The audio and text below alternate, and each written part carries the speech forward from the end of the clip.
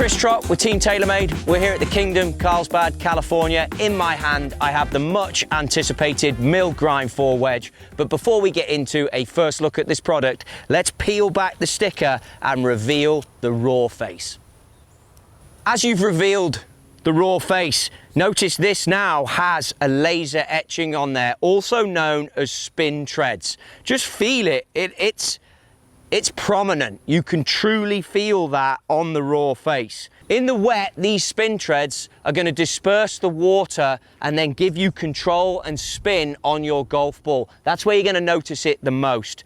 Looking at the wedge from the top, from that tour look where players look at it, Rory is already using this. He's already endorsed it.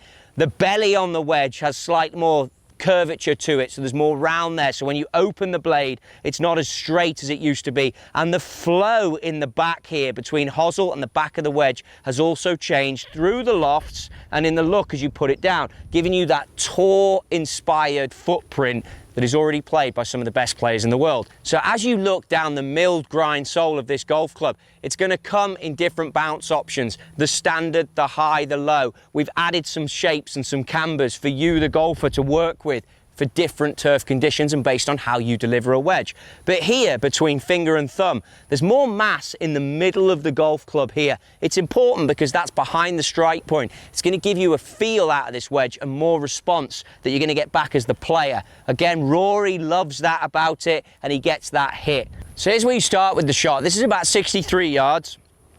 I've grabbed a 56, but I'm just looking to take some speed out, and this is where you're going to notice those spin treads are really going to grab that golf ball for you. But you're looking just for off-speed golf shots. So just a nice clip, put it back there, down and grab. And you can see how that golf ball grabs. Again, let's see if we can flight another one in there, controlling the flight.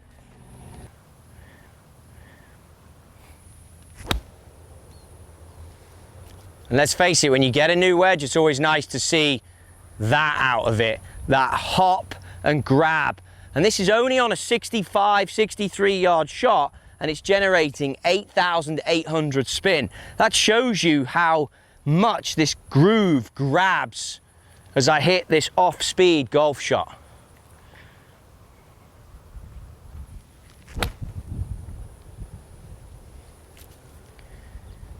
Another nice flight.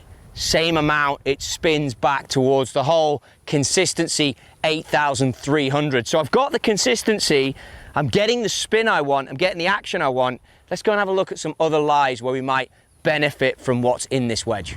So as we move into the bunker, now you're going to realize when it comes to, and I have a 56 with standard bounce on this, on my mill grind sole, when I open the blade, the belly of the wedge that's changed. So remember I told you that's the leading edge, it's now got more curvature to it. As you put that down, not only do you reveal this camber fall away here, so that the heel of this wedge is going to remove the sand for me to give me that shot, but now I've also got a leading edge that doesn't look so straight. So it's going to look a little bit easier to the eye. The flow in the back of the wedge makes it look nice when I put it behind and open it. Now I can see this, it's got that nice footprint to it. But also as I get in there, set up to it, everything looks how it wants to look. A little bit heavier on that one, ran it up the hill, not a bad result. And then if I can get one a bit cleaner, I'm sure I can capture a bit more spin. There you go. And that one will grab and not run out as far. But two great results.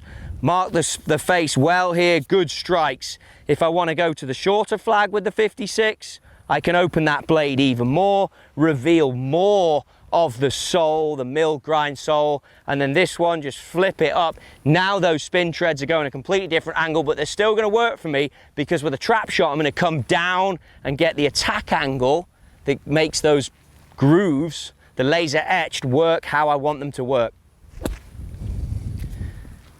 Pop it out, control. I'd be happy with all three of those results. Strikes are good. I can feel the face even off the sand. Depth is good, so the camber's working for me. Technique's where I want it. I'd be pretty stoked with that, and I'd move on to, shall we say, chipping out the rough. Maybe would be a good place to look at your wedge before you make that final choice on which camber you want. So I've brought us out here to the rough. It's lush here in California at the moment, but you can see as I put the wedge behind now, it wants to drop into the grass. That's where the mill grind sole is really going to come into effect for you. And just as you feel it, and sometimes I just go one hand just to feel it going through, you can get that sound of the mill grind sole really catching on there. This should run away from you a little bit, but what I've noticed as I just pitch one on is how solid and how much on these chip shots where you're not certain where the strike is going to be on the blade because of the grass type that I told you about, how it's quite soft. You're not certain where it's going to strike, but what you are getting because of the mass behind the middle of the golf ball, you're getting a consistent feel. So even if I put the ball into more of a nasty lie here, that's sitting down a bit, I've got to get a bit steeper on this, put the ball back. But I'm getting, and you could hear it on the audio, I'm getting the feel that's hard for me to explain, but as I hit different shots, that is a game changer for me when it comes to around the greens, knowing what it's going to do and having that consistency. Even if I give myself a lie where it's up a bit, I can open the blade now. I've talked about the bunker shot where I can reveal what's going on and then I can just flip underneath. It's the consistency. I mean, it's ridiculous. For a test like this, that would be the 3 shots I'd want to hit. Standard lie where I'm not sure where the roots are, came out top of the blade a little short.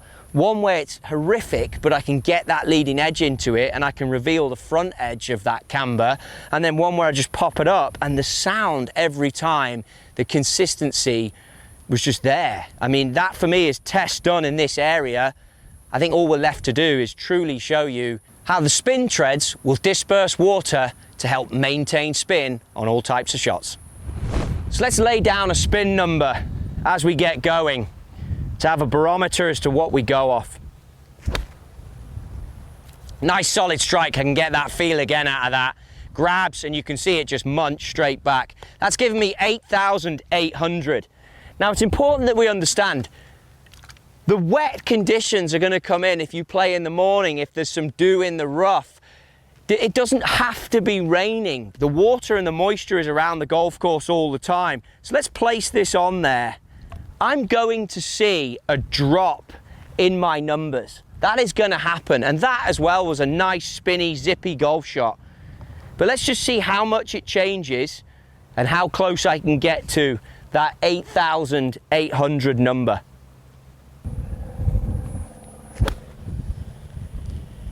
Good flight there, good strike. You can visually see it had the hop, but the control on the flight was good. And that one's down at 6,500 on my spin rate. Again, you'd expect to see a drop, but what you wouldn't want to see is something that's crazy, crazy. And again, I'll just show you one more time. Remember, you're going to get these conditions everywhere on the golf course. Certainly if you play in the morning, it doesn't just have to be in the rain. And you don't want to see a huge drop off. And this is the shot. If you can maintain it here, you can maintain it anywhere. Bit more speed, bit more height, bit more carry, bit more grab. 8,000 spin.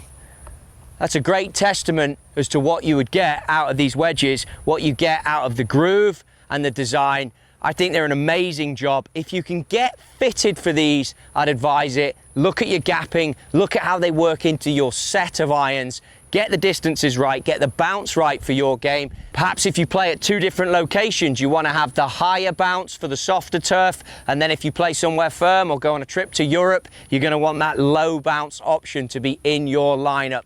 Hence the importance of a fitting. Check that out and go to TaylorMadeGolf.com. This is the brand new Mill Grind 4 wedge and it is an awesome club.